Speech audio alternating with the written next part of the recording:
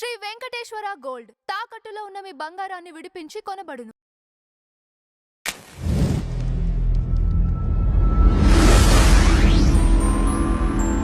ఏడుకొండలే కాదు, ఇంకొక కొండ కూడా తయారు చేశారు.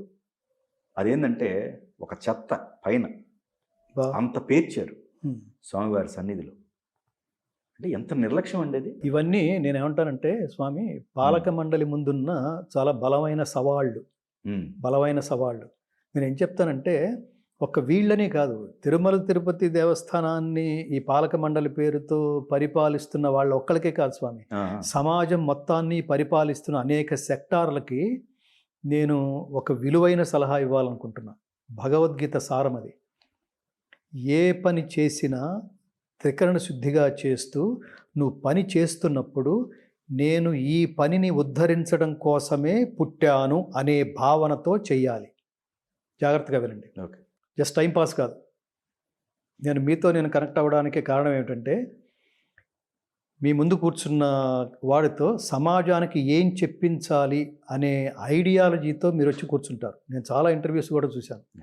అంతే తప్ప ఈ వారం ఒక 4 ఇంటర్వ్యూలు అయిపోవాలి, మన దీంట్లో నిండటానికి చెత్తా చెదారాలు ఏవైనా పర్లేదు, ఇప్పటికి 2 ఇంటర్వ్యూలు అయినాయి, ఇంకా 2 రోజులే ఉన్నాయి, ఎవడో ఒకటి దొరికితే పర్వాలేదు, ఎవడు దొరికినా పర్వాలేదు, అలా ఉంటే సమాజం సర్వనాశనం అయిపోతుంది స్వామి.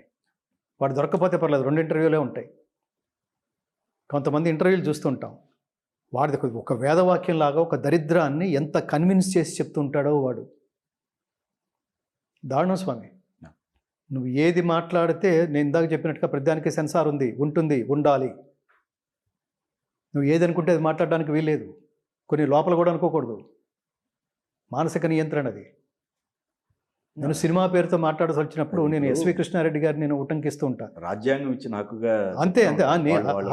అందరికీ తెలియదు ఏముంది. ఇప్పుడు నీ హక్కు, నీ స్వేచ్ఛ ఎంతవరకు, అవతల వాడి స్వేచ్ఛకి భంగం కలిగించినంత వరకు అది గుర్తుపెట్టుకోవాలి. నా స్వేచ్ఛ, నేను స్త్రీల దుస్తుల విషయంలో కూడా స్వేచ్ఛ అనే పదాన్ని ఈ కాంటెక్స్లో వాడతారేంటి అనేది, మీకు అసలు విద్య లేదా అంటున్నా. తల్లిదండ్రులు మీకు అసలు ఇక్కడ విద్య అంటే కామన్ సెన్స్ నేర్పించట్లేదా మీకు?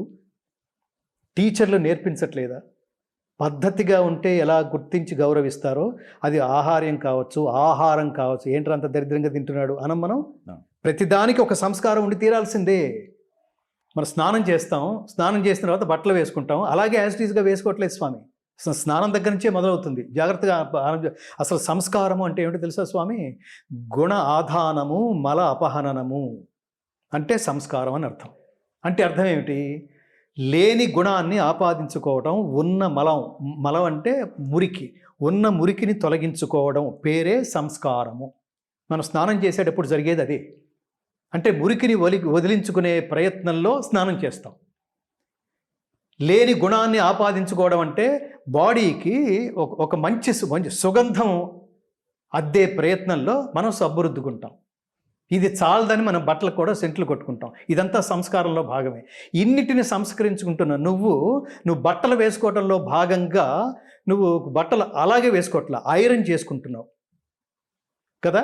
ఇన్నిటినీ సంస్కరిస్తూ ఆ భాష ఏంట్రా అంత దరిద్రంగా మాట్లాడతావు, అంత సంస్కారం లేకుండా మాట్లాడతావు, దాన్ని ఐరన్ చేసుకోవేంట్రా? ఎంత బాధ అనిపిస్తుందో స్వామి. పిచ్చి పిచ్చి మాటల మాట. ఇక్కడ దోల తెరిందా అంటాడు.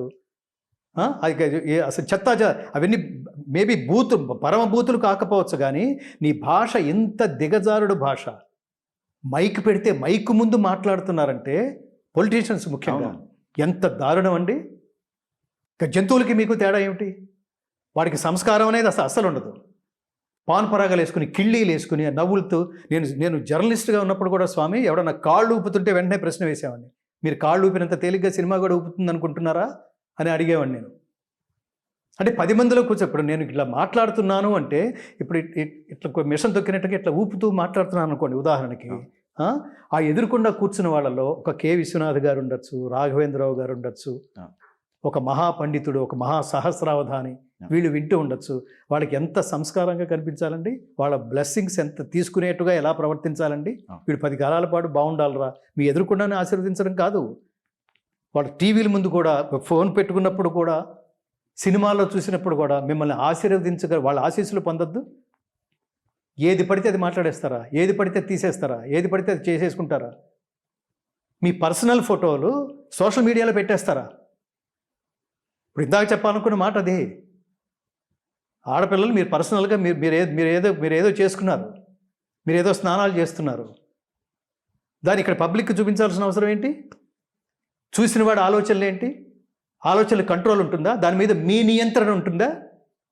అంటే సాధారణ జ్ఞానం అంటాం, కామన్ సెన్స్. అది కనుక తల్లిదండ్రులు నేర్పించకపోతే వీళ్ళు నాశనం అవుతారు, వీళ్ళ ద్వారా సమాజం కూడా, మనం కూడా ఇలా లేకపోతే బతకలేమేమో అని పాపం కొంతమంది మానసిక దుర్బలులు ఇదే మార్గంలో ప్రయాణించి సర్వనాశనం అయిపోతారు స్వామి. అది బాధ. ఈ బాధతోనే పాపం అతను ఎవరో ఒక తండ్రి దీంట్లో ఉండి అతను మంచి మాట చెప్పాడు, భాష ఏదైనా కూడా దాన్ని కట్ చేస్తాం మనం, తప్పు అట్లా పిచ్చి మాట యాడ్ చేయకుండా మాట్లాడుంటే బాగుండేది కదా అని. కానీ ఏదైతే ఆంతర్యం ఉంటుందో, మీరు మాట్లాడే ప్రతిదానికి లక్ష్యార్థం, వాచ్యార్థం అని 2 ఉంటాయి స్వామి. మీరు పైన తీసుకోవడానికి వీల్లేదు. ఏ అంతరార్థంతో, ఏ ఉద్దేశంతో మాట్లాడాడు అది ఇంపార్టెంట్ స్వామి. అది చెప్తుంది. అటు మీకు పిచ్చా అన్నాం అనుకోండి ఉదాహరణకి, వాడికి పిచ్చని కాదు అర్థం. మన మొహం ఇలా పెట్టుకుని మాట్లాడడం వల్ల మనం ఏదో చాలా చిరాకు పడేమని కదా అర్థం. దాని అంతరార్థం ఏమిటంటే, నీకు అప్పటికే 10 సార్లు చెప్పి నువ్వు వినకపోవడం వల్ల వాడికి ఏదో చిరాకు వచ్చి నిన్ను సెటరైట్ చేసే మార్గంలో కాస్త కోపగించుకున్నాడు అని అర్థం.